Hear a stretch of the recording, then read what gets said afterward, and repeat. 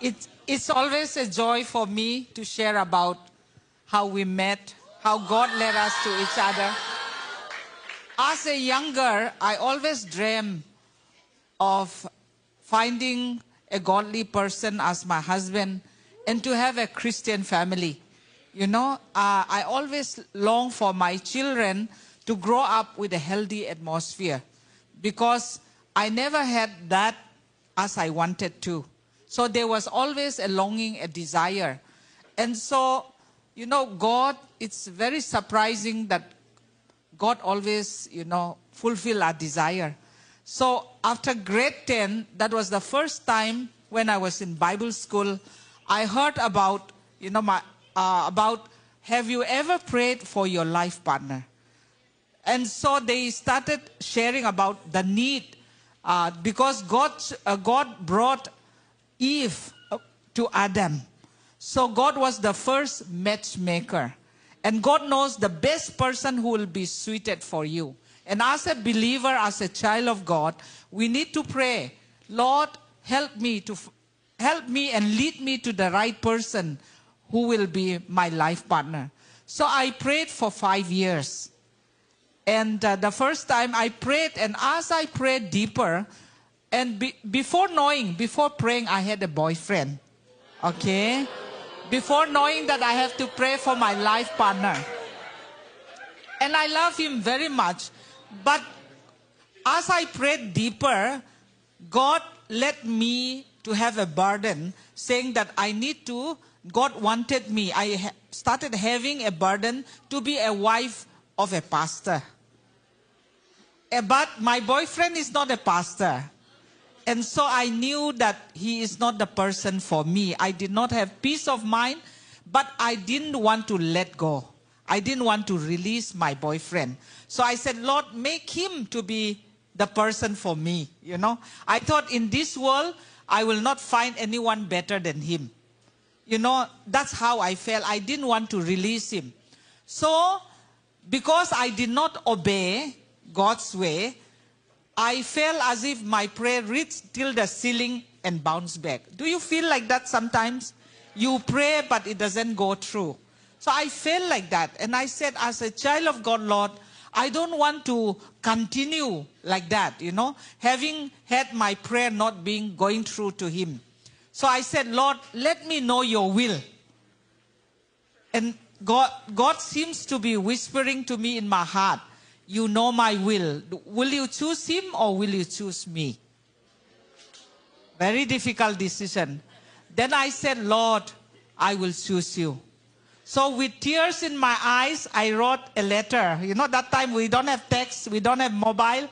So I wrote a letter to him saying that it's not that I don't love you, but because God has given me a burden to marry a pastor. I don't know who he is yet, but in obedience to God, I'm releasing you. I'm saying bye to you. That from then on, God started speaking to me. I had a good relationship with God, starting praying for a life partner. That was in the 80s.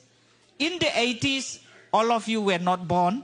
In the 80s, the few pastors that we know were carrying in my hometown, India, the few pastors that I know, or evangelists that I know, carry a black umbrella, have a big umbrella, a shoulder bag, and they will be traveling around.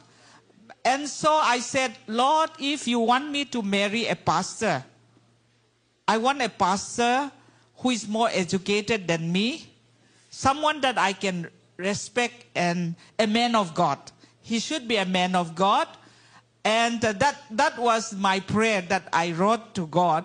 I will obey you, but let him be a man of God. Not just any pastor.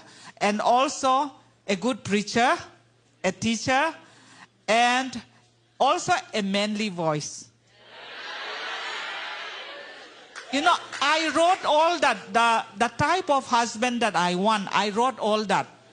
And you'll be surprised. Sometimes, most of the time, God fulfills even our desire. So he has a manly voice. And He's a good preacher to me. And, you know, I used to say to young people, our marriage is not perfect. We have flaws, but we learn to love one another and forgive one another. And so it's like heaven on earth. You can experience heaven on earth in your Christian marriage if you let God lead and direct you. If you surrender yourself to God. That is what we are experiencing. And we want young people to experience the same.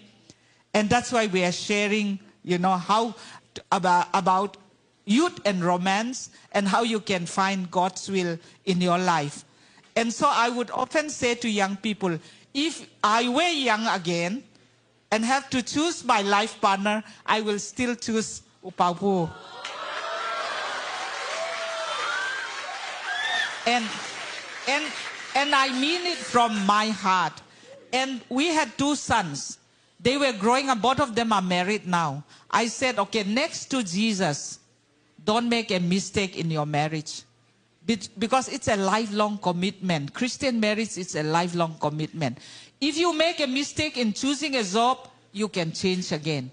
But it's a lifelong commitment through Christian marriage, so don't make a mistake. And so we have been praying and journeying with our sons for their life partner. And today we are very happy we have 2 wonderful daughters. 2 wonderful daughters, and we love them. And both of them have godly characters. And we are very, very happy. So this can happen to you young people. Don't rush into marriage. Don't rush into romance. And seek God's will. God will give you the best. And the type of husband that I want, the character. You know, Ruth Bell Graham, Billy Graham's wife, said, he should have a godly character. And, you know, when I come, I will know that here is a man that I have been praying for so many years. So, wish you God's blessing. Okay? Wish you God's blessing that you will seek God's will. And one day, you will be able to say, God has given me the best person. It doesn't mean a perfect person, the best person that God has. So the marriage, the 30 book of letters, we will just hand over to Lunu. Can you just stand up? Just let him. If anyone wants to see, we don't have other copy. You can just browse around till Sunday, till tomorrow, and hand it back to us again. Thank you. Thank you.